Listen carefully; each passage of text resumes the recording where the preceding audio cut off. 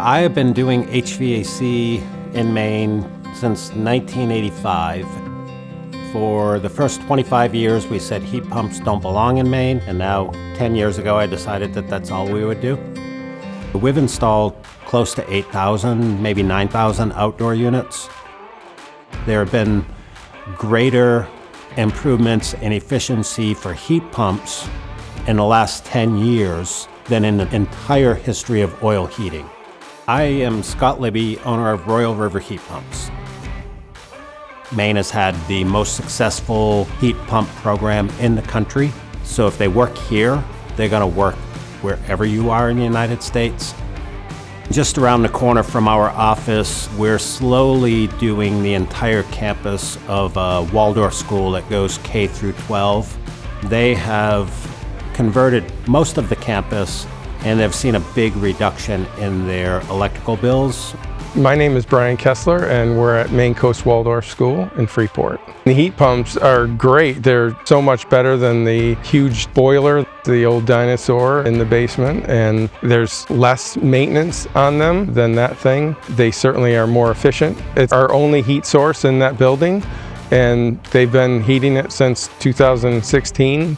Last year it got down to minus 19, and they don't skip a beat. In addition, they get air conditioning, which for years people have said we don't need air conditioning in Maine, but we've had warmer than normal temperatures every summer for the last 10 years, so it's a growing need.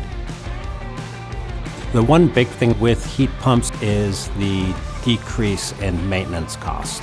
They're realizing savings, but also they're not experiencing emergency service calls.